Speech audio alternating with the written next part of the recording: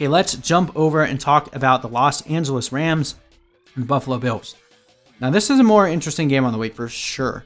We have two 2-0 teams here, and we're still trying to piece together who exactly these teams are. Now, the Bills have played the Dolphins and the Jets, so not exactly the most formidable of opponents, but they've dominated them, and that's what you would hope a good team to do. Well, I guess I shouldn't say they dominated the Dolphins. Technically, the Dolphins were pretty close to winning that game at the end, but the Bills were able to continue fighting, and they won. They made it look pretty decisive at the end. Whereas the Rams, the Rams were able to beat the Cowboys and the Eagles, but do we really know that the Cowboys and Eagles are that great of teams at this point? The Cowboys barely beat the Falcons based on some really dumb luck, and the Eagles are 0-2. So we're not sure either of these teams who really is, if they're real or if they're just pretenders. So this should be a pretty good litmus test for both of these teams to see where they actually fit into the power rankings. Over-under for this one is 47, so Vegas is expecting a decent bit of scoring, and they're confused as much as we are. The Bills are only a -2 home favorite here, and I'm pretty much in agreement with that. I'm not really sure what to expect of either of these teams. So the Rams and the Bills have both been pretty good at slowing down quarterback production. Rams have allowed more running back production, whereas the Bills have allowed more tight end and receiver production. Again, 2 data points, not really a lot to go off there. So we'll move on past this point. Let's talk about who we're starting. I mean, you drafted Woods and Kupp early. They're still in the stud category, at least for another week. I know Cooper Kupp has been very disappointing. It's someone that we were avoiding anyway, but he's going to turn things around eventually. He is one of the most targeted guys in the red zone. Goff's favorite red zone target for years, and at some point he's going to turn things around. Could be this week. Don't want him to be on my bench when that happens. We just saw the Miami Dolphins were able to torch the secondary, which doesn't make sense with Tre'Davious White there, but he's only one guy. So Cooper Kupp definitely could have a pretty good game in this one. Robert Woods as well. I'm not going to be benching either of these guys. I don't think either of them will get shadowed by Tre'Davious White.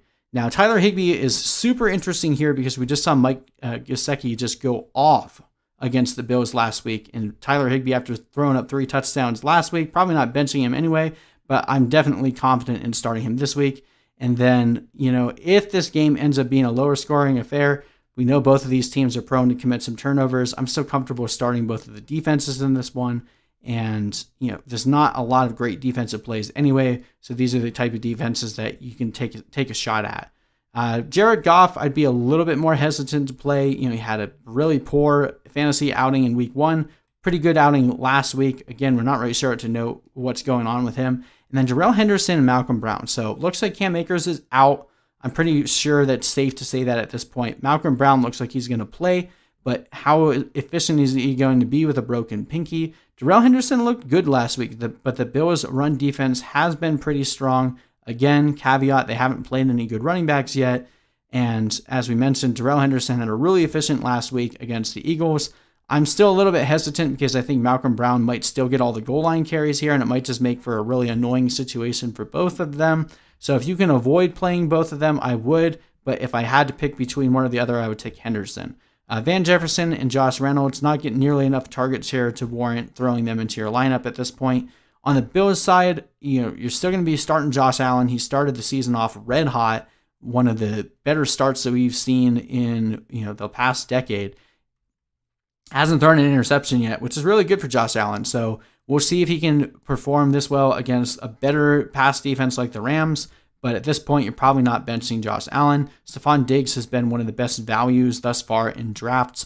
And with Josh Allen going off by nature, Stefon Diggs has been going off with him, as has John Brown. Now, John Brown dealing with an injury right now, so make sure you monitor that injury report. If John Brown doesn't play, I would move Cole Beasley up into my low-end starts of the week. But I think John Brown will go based on just monitoring the injury reports. I think he's fine.